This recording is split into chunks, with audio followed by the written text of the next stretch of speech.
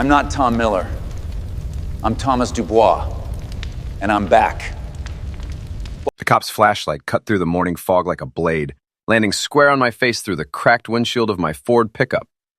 I've been sleeping in the driver's seat for 3 weeks now, parked outside what used to be my landscaping business. The "for sale" sign in the window mocked me every morning when I woke up with a crick in my neck and the taste of failure in my mouth.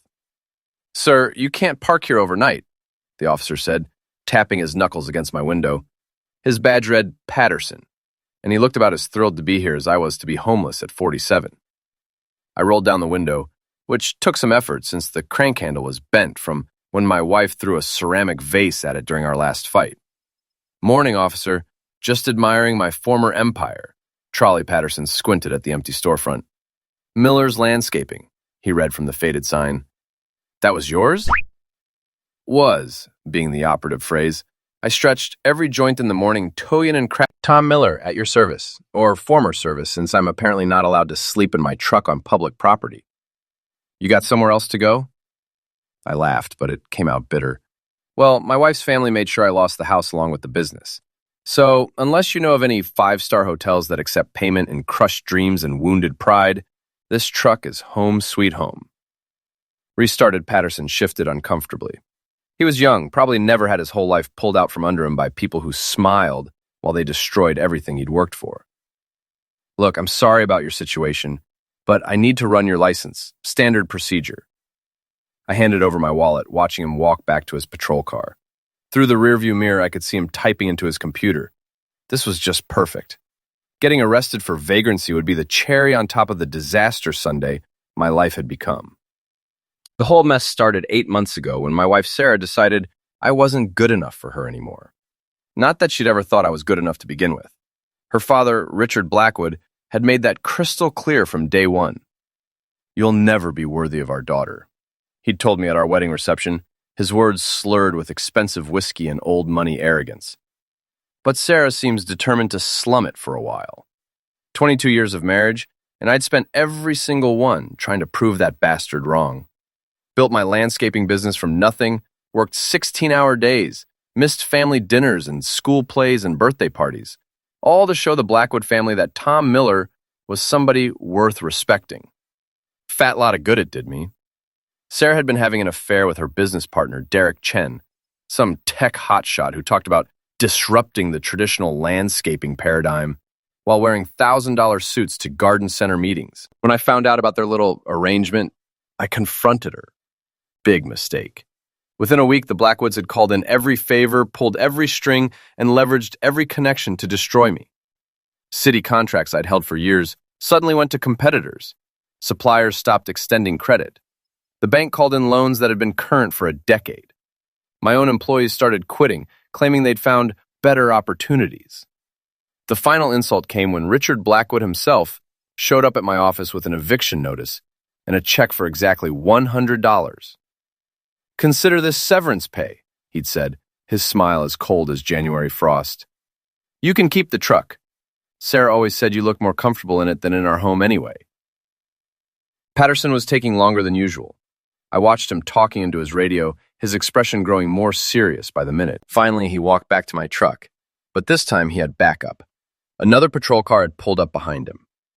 "Mr. Miller, I need you to step out of the vehicle," Patterson said, his hand resting on his service tool. "What's the problem, officer? Did I commit some heinous crime by sleeping in my own truck?" "Sir, you have a federal flag on your record, Homeland Security, dating back to 1987. I stared at him. 1987? I was 6 years old in 1987. What was I supposed to have done? Organized a playground uprising? "I don't know, sir, but I need you to come with us. Federal agents are on their way." This was insane. I'd never even gotten a speeding ticket, and now they were treating me like some kind of terrorist. I climbed out of the truck, my back screaming in protest after another night on those torn vinyl seats. "Can I at least brush my teeth? I've been living in this truck for weeks, and I'm pretty sure my breath could qualify as a biological tool." Patterson almost smiled at that. Almost. 2 hours later, I was sitting in an interrogation room at the county sheriff's office, wondering if my life could possibly get any worse. The answer, as it turned out, was yes, but also, surprisingly, No. The federal agents who walked in looked like they'd stepped out of a movie. Agent Williams was tall and thin with the kind of precise haircut that screamed government employee. Agent Rodriguez was shorter, stockier, with eyes that missed nothing. "Mr. Miller," Williams said, settling into the chair across from me, "we need to ask you some questions about your background." "My background? I'm a landscaper from upstate New York. I plant flowers and trim hedges. What could you possibly want to know?" Rodriguez opened a thick file folder. "Were you adopted, Mr. Miller?" The question hit me like a punch to the gut. What does that have to do with anything? "Please, answer the question." "Yes, I was adopted when I was 6. My adoptive parents died in a car accident when I was 18. What's this about?" Williams and Rodriguez exchanged a look. "Mr. Miller, we have reason to believe you were kidnapped as a child and trafficked into the United States illegally." The room started spinning. "That's impossible. I have adoption papers, birth certificates. I'm an American citizen." "The documents are forgeries," Rodriguez said gently. "Very good forgeries, but forgeries nonetheless. We've been investigating a human trafficking ring that operated in the 1980s. Your case just broke it wide open." "I don't understand. Who am I supposed to be?" Williams slid a photograph across the table. It showed a young boy, maybe 5 years old, with dark hair and serious eyes. He looked familiar, but I couldn't place where I might have seen him. "This is Thomas Dubois," Williams said. "He was kidnapped from his home in Brussels, Belgium in 1986. His father owed money to some very dangerous people. When he couldn't pay, they took his son as collateral." I stared at the photograph. The boy's eyes were my eyes. His nose was my nose. But this was crazy. I was Tom Miller from upstate New York, not some Belgian kid named Dubois. "Mr. Miller," Rodriguez said, "we need you to come with us. There's someone who's been waiting 37 years to see you." It was the longest 8 hours of my life. I sat in business class. Apparently the federal government spares no expense when reuniting kidnapped children with their families. Staring out the window and trying to process what was happening. Agent Williams had explained the basics during the drive to the airport. The trafficking ring had specialized in taking children from families with debt problems and selling them to wealthy Americans who wanted to adopt without going through traditional channels. The Blackwoods, it turned out, had been one of their best customers. "They paid $50,000 for you," Williams had said. Cash. No questions asked. Sarah's husband, who wasn't good enough for the family, I was literally their property, bought and paid for. The irony was so thick, I could have cut it with a shovel.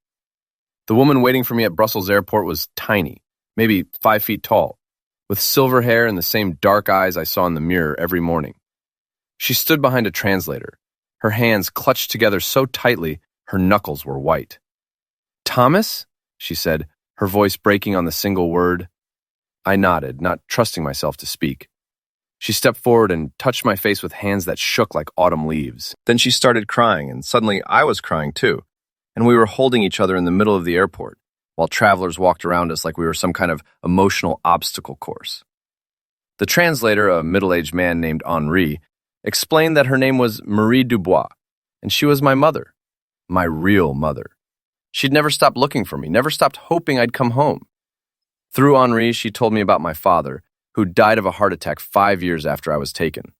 About my older sister, who'd moved to Canada and had children of her own.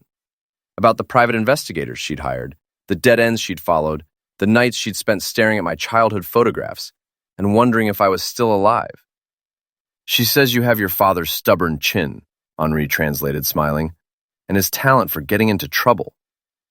Endorsed over the next 3 days, I learned more about myself than I had in 47 years. My real name was Thomas Dubois. My father had owned a successful import business until gambling debts destroyed everything. The men he owed money to had given him a choice: pay up or lose his son forever. He'd chosen to let me go, thinking he could earn the money back and buy me home. He never managed it. But here's where the story gets interesting. My grandmother, Marie's mother, had been smart with money. Very smart.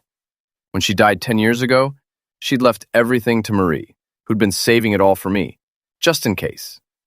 "How much money are we talking about?" I asked Henri during our meeting at the family lawyer's office. Henri spoke rapidly in French with the lawyer, then turned back to me. "Approximately 12 million euros, Mr. Dubois. plus the family estate, which is worth another 8 million. I sat there in stunned silence. 20 million euros. At current exchange rates, that was roughly $22 million. I'd gone from homeless to millionaire in the span of a week. The lawyer, a distinguished man named Bernard Leclerc, explained that claiming the inheritance would require extensive paperwork and DNA testing. But the federal agents had already started that process. Within a month, I'd have access to the accounts. There is one condition, Leclerc said through Henri. Your grandmother's will specifies that the money can only be used for justice and family honor. She was very specific about this phrase. I thought about Sarah, sleeping in Derek Chen's bed while I'd been homeless in my truck. I thought about Richard Blackwood's smug smile as he handed me that $100 check. I thought about all the people who'd turned their backs on me when the Blackwoods decided I was persona non grata. I think I can work with those conditions, I told Henri. Marie insisted on cooking for me every night I was there. She'd make these elaborate Belgian meals while telling me stories about my childhood through Henri's translation. How I'd loved to dig in her garden. How I'd once tried to plant cookies to grow a cookie tree. How I'd cried for 3 days when our neighbor's cat died. She says you were always very loyal, Henri told me, but also very stubborn. When someone wronged you, you never forgot. My night in Brussels, Marie gave me a small wooden box that had belonged to my father. Inside was a watch, some old photographs, and a letter written in French. What does it say? I asked Henri. He read it carefully, then looked up at me with something like pity in his eyes. It says, Thomas, if you are reading this, then I have failed you as a father. But you are a Dubois, and we never let our enemies win. Make them pay for what they took from us. Make them remember our name. I held the letter in my hands, feeling the weight of 37 years of injustice settling on my shoulders. The Blackwoods hadn't just bought me like a piece of furniture. They'd stolen me from a family that loved me, from a mother who'd spent decades wondering if I was alive. But now I was back, and I had resources they couldn't imagine. Time to make them remember the name Dubois. I flew back to the United States with $22 million, a Belgian passport, and a burning desire to watch the Blackwood family's world collapse around them. But first, I needed allies. My first stop was Fitz's boxing gym, a rundown place on the wrong side of town where I'd been working out since high school. Fitz Murphy was 65 years old, built like a fire hydrant, and had been teaching kids to box for 40 years. He was also the closest thing I had to a friend. Jesus Christ, Tommy, Fitz said when I walked in. You look like heck warmed over. Thanks for the pep talk, coach. I sat down on one of the old wooden benches that surrounded the boxing ring. I need to ask you a favor. Let me guess. You want me to teach you how to end someone with your bare hands so you can homicide that cheating wife of yours? Nothing that dramatic. I just need somewhere to stay for a while, and maybe some help with a project. Flexibility Fitz studied my face. He'd known me long enough to recognize when I was planning something. What kind of project? I told him everything. The kidnapping, the inheritance, the years of humiliation at the hands of the Blackwood family. When I finished, Fitz was quiet for a long moment. $22 million, he finally said, give or take. And you want to use it to destroy the people who destroyed you. Justice and family honor. Those were my grandmother's exact words. Fitz grinned. It wasn't a nice grin. Tommy, I've been waiting 20 years for someone to take those Blackwood bastards down a peg. Count me in. My second recruit was Riley Patterson. No relation to the cop who'd arrested me. Riley was a private investigator who specialized in insurance fraud and cheating spouses. She was 42 years old, tough as nails, and had a reputation for getting results no matter how ugly the truth turned out to be. You want me to investigate your wife's affair? Riley asked when I met her at her office. Hate to break it to you, but that horse has already left the barn. I want you to investigate everything, I said. The affair, the business dealings, the family finances. I want to know every secret, every lie, every dirty deal they've ever made. Riley back in her chair. That kind of investigation doesn't come cheap. I slid a cashier's check across her desk. Will $50,000 cover it? She picked up the check and examined it carefully. This is real? To watch them all burn. In that case, Mr. Miller, you've got yourself a private investigator. While Riley worked on gathering intelligence, I focused on surveillance. I rented a small apartment across town under my real name, Thomas Dubois, and bought a used Honda Civic that wouldn't attract attention. Then I started following Sarah and Derek, learning their routines, documenting their relationship. What I discovered made me sick to my stomach. They weren't just having an affair, they were flaunting it. Derek would pick Sarah up from work in his Tesla, and they'd drive to expensive restaurants where they'd hold hands across the table and laugh at private jokes. On weekends, they'd go to the country club where Sarah's family had been members for 3 generations, playing golf and tennis like they were already married. The worst part was watching how happy Sarah looked. In 22 years of marriage, I'd never seen her smile the way she smiled at Derek Chen. She'd light up when he walked into a room, laugh at his stupid jokes, touch his arm when she talked to him. I'd spent 2 decades trying to make my wife happy, and all it took was a tech bro with a trust fund and a Tesla. But Derek Chen had made one crucial mistake. He'd underestimated me. I started with something small. Derek had a habit of parking his precious Tesla in the same spot every Tuesday when he and Sarah had their business meetings at his downtown condo. The spot was in an alley behind the building, hidden from street view, but not from the fire escape of the abandoned warehouse across the street. I waited until they were safely inside, then made my way down to the alley with a bag of tools from my old landscaping business. A few minutes with a cordless drill, and Derek's tires were flat. A few minutes with a box cutter, and his leather seats were decorated with artistic slashes. A few minutes with a can of spray paint, and Home Wrecker was spelled out across his windshield in bright red letters. For the finishing touch, I dumped a bag of fresh manure, courtesy of a farmer friend who owed me a favor, all over the interior of the car. Then I sat on the fire escape and waited. Derek's scream of rage could probably be heard 3 blocks away. He came running out of the building in his underwear, Sarah close behind him in a bathrobe, and stood staring at his destroyed car like it was a dead body. "Who would do this?" Sarah asked, her voice shaking. Derek was already on his phone with the police, but I knew they wouldn't find anything useful. I'd been careful not to leave fingerprints, and the security cameras in the alley had been mysteriously disabled earlier that day. "I bet it was your psycho ex-husband," Derek said. "This has his name written all over it." Tom doesn't have the guts for something like this. He's too much of a coward. I smiled to myself as I climbed back up the fire escape. "We'd see about that, Sarah. We'd see exactly how much of a coward your ex-husband really was." But the Tesla was just the opening act. Riley had been busy, and what she'd discovered was going to make Derek Chen's vandalized car look like a minor inconvenience. "Your wife's family is dirty," Riley told me when we met at a diner outside town. "I mean really dirty. Tax evasion, bribery, fraud. They've got their fingers in every crooked deal in the county. Richard Blackwood has been skimming money from his charity foundation for years. Sarah's been helping him hide it through her consulting business. And your boy Derek? He's not the tech genius he pretends to be. Half his patents are stolen, and his company is basically a Ponzi scheme." I flipped through the documents, my excitement growing with every page.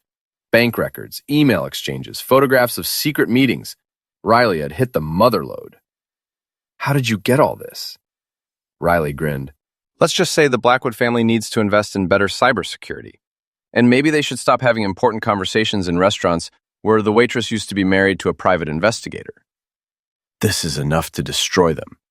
"Oh, we're just getting started," Riley said. "Wait until you see what I found out about Derek's business partner." She pulled out another folder, this one even thicker than the first. "Meet Jennifer Walsh, Derek's supposed silent partner. Except she's not so silent, and she's not really his partner. She's been embezzling money from their company for 2 years, and Derek doesn't even know it." I studied Jennifer's photograph. She was attractive in a sharp, predatory way, with blonde hair and cold blue eyes. "How much money are we talking about?" "Afar, she's been planning to disappear with it, but I think we can convince her to stick around long enough to help us destroy Derek's life." "What makes you think she'll help us?" Riley's grin got wider. "Because Jennifer Walsh isn't just Derek's business partner. She's also Sarah's best friend from college. And she's been feeding information about your marriage to the Blackwood family for years." The pieces were starting to come together. Jennifer hadn't just been embezzling from Derek. She'd been playing a much longer game. She'd been Sarah's inside source, the one who'd told the Blackwoods exactly how to destroy my business and my marriage. So Jennifer's the real puppet master, I said. Looks that way, but here's the beautiful part. She has no idea that we know. As far as she's concerned, she's still pulling all the strings. I closed the folders and looked across the table at Riley. How would you feel about helping me cut those strings? Tommy, I thought you'd never ask. Jennifer Lism agreed to meet me at a coffee shop downtown, probably thinking she was going to gloat over my downfall in person. She had no idea she was walking into a trap that had been months in the making. I arrived early and chose a table in the back corner, away from other customers, but close enough to the kitchen that our conversation would be covered by the noise of espresso machines and clattering dishes. Riley was sitting at the counter, pretending to read a newspaper while actually recording everything with a device that looked like a smartphone. Jennifer walked in exactly on time, dressed in an expensive business suit that probably cost more than I used to make in a month. She spotted me immediately and walked over with the kind of confident stride that said she thought she was in control of the situation. Tom Miller, she said, sliding into the chair across from me. You look terrible. You look like you're doing well for yourself. Business must be good. Business is excellent, she said, signaling the waitress for coffee. Derek's company is expanding faster than we can keep up with. Of course, you wouldn't know anything about successful businesses anymore, would you? King, I smiled. Actually, I've been learning quite a bit about successful businesses lately, especially yours. Something flickered behind her eyes, but her expression didn't change. I'm not sure what you mean. I mean, the $3 million you've been skimming from Derek's accounts. Very clever, by the way. Setting up those fake vendor contracts, routing the payments through offshore accounts. If I didn't know better, I'd think you were planning to disappear with the money. Jennifer's coffee cup stopped halfway to her lips. I have no idea what you're talking about. Sure you do. Just like you know about the information you've been feeding to Richard Blackwood about my marriage. Sarah's college roommate, her maid of honor, her best friend for 20 years. You had a front row seat to watch my life fall apart. The mask finally slipped. Jennifer set down her coffee cup and leaned forward, her voice dropping to a whisper. You can't prove any of that. Actually, I can. I pulled out my phone and showed her a photograph of herself coming out of Richard Blackwood's office building. This was taken 3 weeks ago. Want to guess what you and Richard were discussing? Jennifer stared at the photograph, her face going pale. What do you want, Tom? I want you to help me destroy Derek Chen and the Blackwood family. She laughed, but it sounded forced. Why would I do that? They're my friends. Because if you don't, I'm going to turn all the evidence of your embezzlement over to the FBI. And then I'm going to make sure Derek finds out that his trusted partner has been stealing from him for 2 years. Jennifer was quiet for a long moment, weighing her options. Finally, she spoke. What exactly are you asking me to do? Unrestricted. I want you to get Derek and Sarah to Richard Blackwood's house tomorrow night. Tell them you have important news about my investigation into their affairs. Make sure they bring any incriminating documents they might have. And then what? Then you're going to help me record them confessing to everything they've done. The affair, the business fraud, the conspiracy to destroy my company, all of it. Jennifer shook her head. They'll never confess to that stuff with me in the room. They will if they think you're on their side. You're going to tell them that I've been asking questions around town, getting too close to the truth. You're going to suggest that they need to get their stories straight before I find out something that could hurt them. And what happens to me after they confess? I lean back in my chair. That depends on how well you play your part. Help me get what I need, and I'll make sure you have enough time to disappear before Derek realizes his money is gone. Refuse to help me, and I'll destroy you along with the rest of them. Jennifer stared at me for a long moment. You're not the same man Sarah married, are you? Want me to know, I said. That man was weak. That man let people walk all over him for 22 years. That man is gone. What happened to you, Tom? I smiled, but it wasn't a nice smile. I found out who I really am, and I learned that some things are worth fighting for. Jennifer nodded slowly. Okay, I'll do it, but I want something in return. What? I want to be the one who tells Derek that Sarah never loved him. I want to watch his face when he realizes he destroyed a marriage for a woman who was just using him to get back at her father. I raised an eyebrow. Sarah was getting back at her father? You really don't know, do you? Jennifer laughed, and this time it was genuine. Richard Blackwood has been controlling Sarah's life since she was a child, choosing her friends, her clothes, her career, even her husband. The affair with Derek wasn't about love, Tom. It was about rebellion. Sarah was finally doing something her father didn't approve of. But Richard helped her destroy my business. Because once the affair started, he realized he could use it to get rid of you. 2 birds, 1 stone. Sarah gets her rebellion, and Richard gets to upgrade his daughter to a son-in-law with better connections. The pieces were falling into place. Sarah hadn't get on the rift in the movie, which also, someone had to crust America. Sarah hadn't left me because she loved Derek. She'd left me because I was her father's choice. And she was finally old enough to realize she hated being controlled. So Derek thinks he's won the woman of his dreams, but he's actually just another one of Richard's pawns. Exactly. And Sarah thinks she's finally free, but she's just trading one controlling man for another. Derek's just as possessive as her father, maybe worse. I stood up and dropped a 20 on the table. Tomorrow night, 8 o'clock. Don't disappoint me, Jennifer. I won't. But Tom? Yeah? When this is all over, Sarah's going to hate you. I walked toward the door, then turned back to look at her. Jennifer, after what she's put me through, I'm counting on it. In the bushes outside Richard Blackwood's mansion, with Riley and a bag full of recording equipment. The house was a monument to old money and bad taste. All white columns and perfectly manicured lawns that I'd once been paid to maintain. You sure Jennifer is going to come through? Riley whispered. She doesn't have a choice. I've got enough evidence to put her in prison for 10 years. Through the living room window, we could see Derek, Sarah, and Richard sitting around the fireplace, drinks in hand, looking like they didn't have a care in the world. Jennifer was pacing back and forth, gesturing dramatically as she spoke. Riley had managed to plant a listening device in the room earlier that day. Apparently, Jennifer wasn't the only one with access to Richard's house, so we could hear every word. Tom's been asking questions, Jennifer was saying.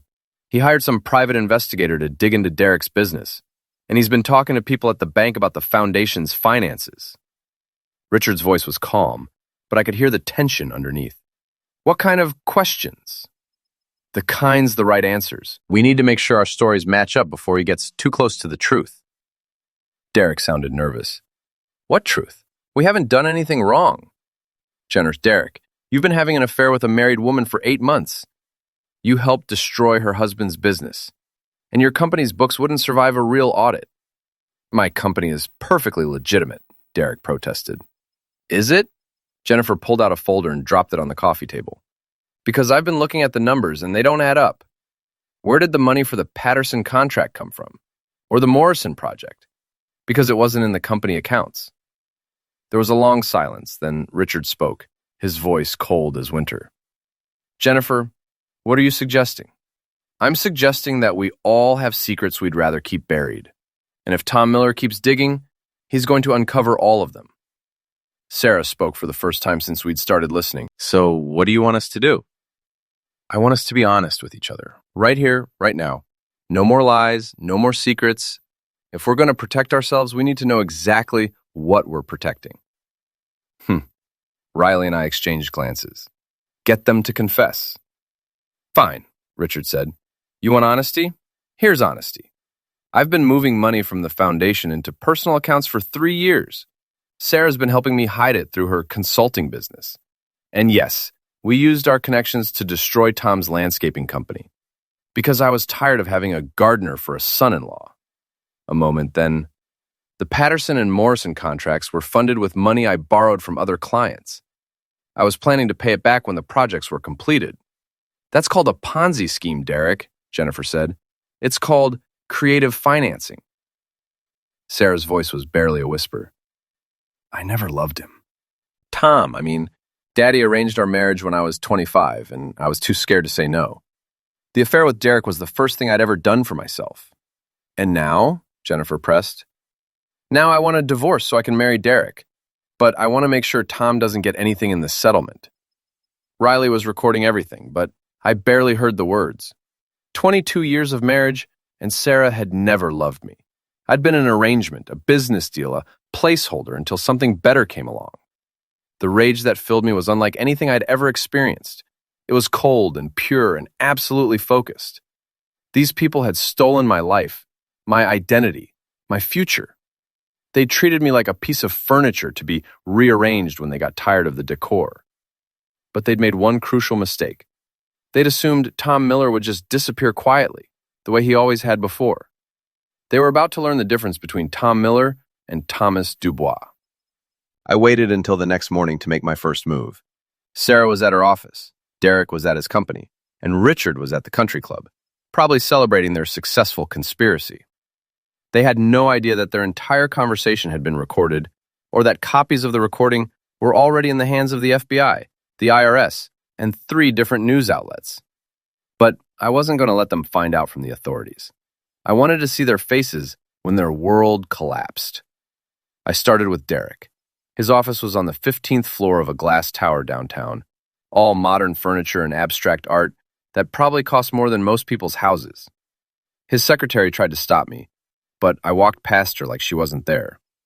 "Mr. Chen," I said, closing his office door behind me, "we need to talk." Derek looked up from his computer, his face cycling through confusion, recognition, and finally, fear. "Tom, What are you doing here? I brought you a gift." I set a small digital recorder on his desk and pressed play. Derek's own voice filled the room. "The Patterson and Morrison contracts were funded with money I borrowed from other clients." His face went white. "Where did you get this?" "Your partner Jennifer was very helpful. Did you know she's been embezzling from your company for 2 years? $3 million, give or take." Derek stared at the recorder like it was a snake. "This is illegal. You can't record people without their consent." "Actually, I can. New York is a one-party consent state, and Jennifer gave permission to record the conversation. But don't worry about the legality. You're going to have bigger problems to deal with." I put my phone on a news article that had been posted online 20 minutes earlier. "Local tech company under investigation for fraud," the headline read. "The FBI raided your offices an hour ago," I said. "They seized all your computers, all your files, all your bank records. Your clients are going to find out that their money has been funding other people's projects. Your investors are going to realize that your company is basically a shell game. And your employees are going to discover that their paychecks are probably going to bounce." "Why are you doing this to me?" "Because you destroyed my life for a woman who doesn't love you. Because you thought you could take everything I work for and face no consequences. Because you underestimated me. But mostly because you made the mistake of thinking that Tom Miller would just disappear quietly. Here's the thing, Derek. Tom Miller doesn't exist anymore.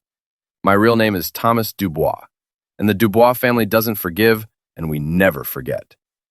Derek's phone started ringing. Then his office phone. Then his cell phone. The news was spreading fast. "Enjoy explaining to your clients where their money went," I said, heading for the door.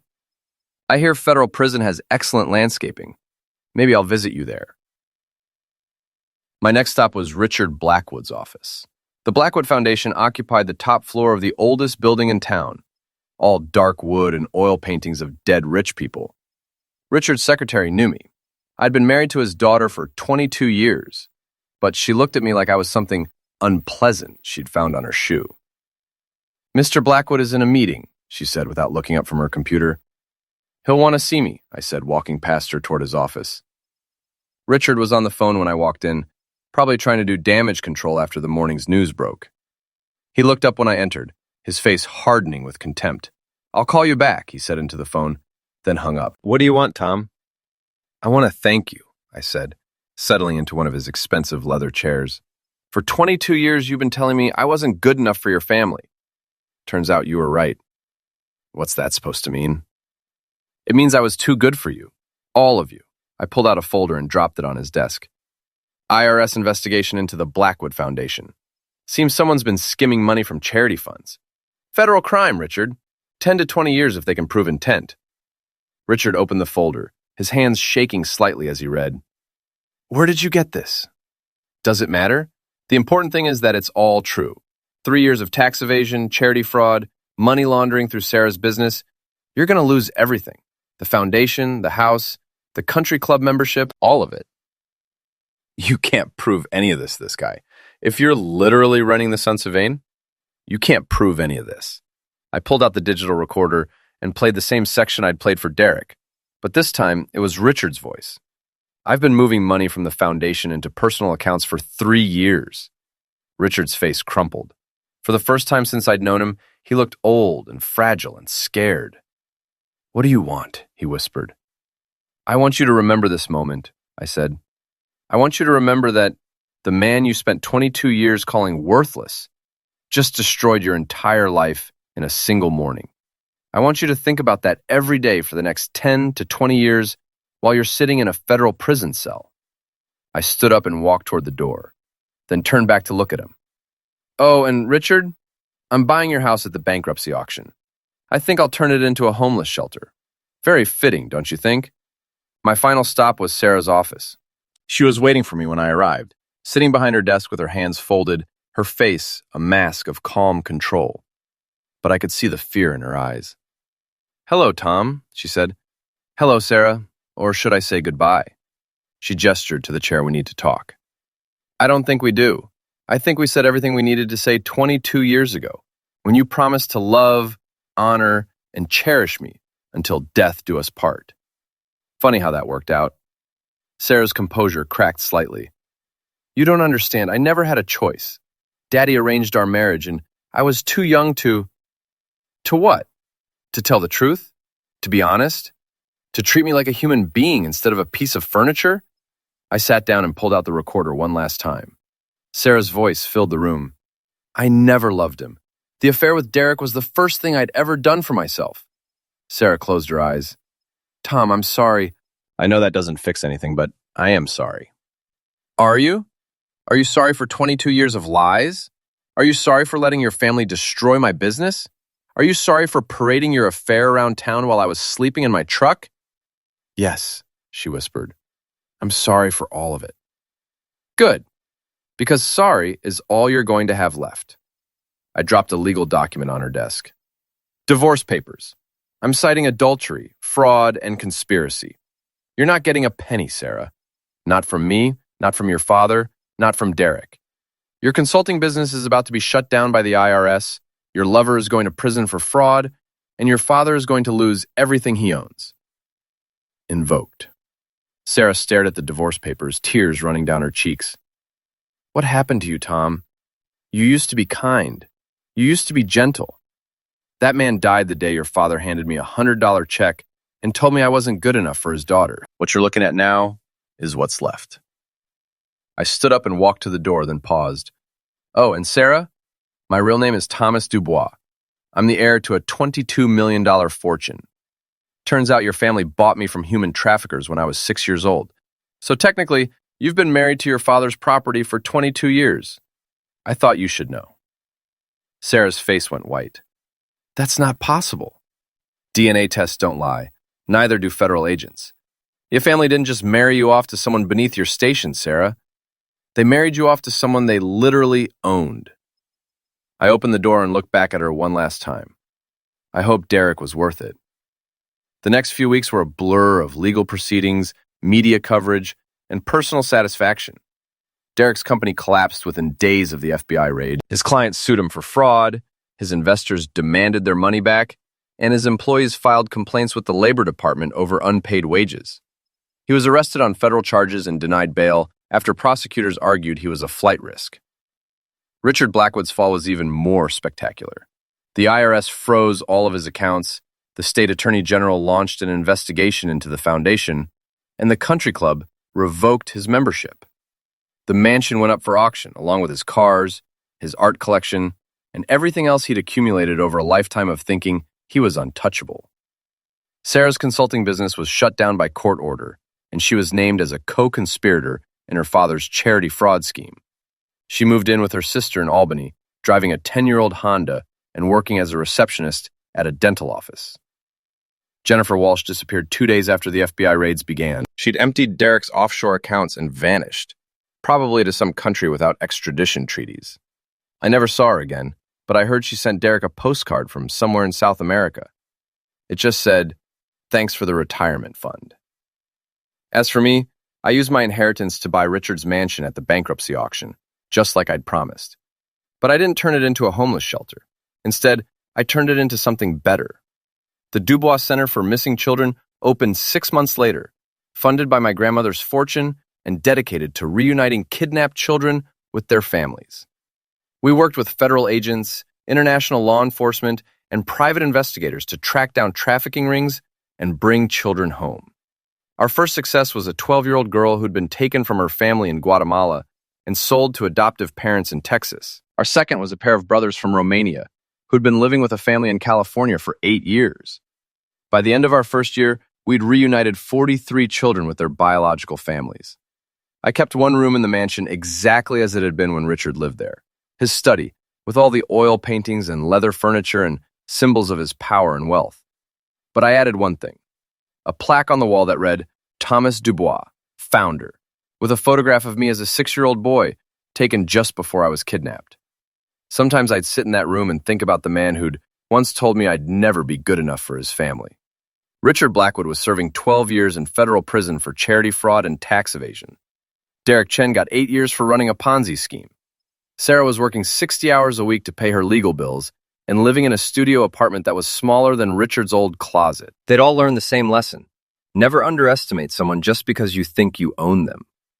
The divorce was finalized on a Tuesday morning in October, exactly 1 year after I'd been arrested for sleeping in my truck. I walked out of the courthouse a free man, legally and financially independent for the first time in my adult life. Fitz was waiting for me on the courthouse steps, grinning like he'd just won the lottery.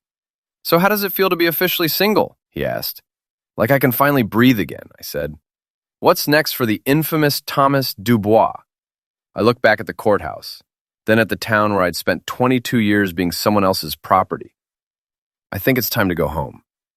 Home? Brussels. My mother wants to teach me how to make Belgian waffles, and I want to learn everything about the family I never knew I had. Fitz nodded. "Sounds like a good plan." But promise me something. "What's that?" "Promise me you'll come back and visit. I want to hear all about your adventures as a European millionaire." I laughed. "I promise. But Fitz?" "Yeah? I'm not Tom Miller anymore. That man was weak, and he let people control his life for 47 years. From now on, I'm Thomas Dubois, and the Dubois family doesn't bow to anyone." Fleming Fitz clapped me on the shoulder. "I like this new you, Thomas. I like him a lot." As I drove away from the courthouse for the last time, I passed the empty lot where my landscaping business used to be. Someone had put up a new sign, "Future site of Miller Memorial Park." I smiled and kept driving. Tom Miller was dead and buried, but Thomas Dubois was just getting started. 3 months later, I was sitting in my mother's kitchen in Brussels, learning how to make the perfect Belgian waffle, when my phone rang. It was Riley calling from New York. "Thomas," she said, "I've got a case I think you might be interested in. Missing child, probably trafficked. Family's been looking for 10 years. I looked at my mother, who was watching me with the same dark eyes I saw in the mirror every morning. She nodded, understanding without words. "Send me the file," I told Riley. "I'll be on the next flight." Some people spend their lives trying to forget the past. I'd decided to spend mine making sure other families didn't have to live with the pain mine had endured. The Blackwood family had thought they owned me. Derek Chen had thought he could destroy me. Sarah had thought I was too weak to fight back. They'd all been wrong. I wasn't Tom Miller, the landscaper who'd let people walk all over him for 22 years. I was Thomas Dubois, heir to a fortune built on justice and family honor. And I was just getting started.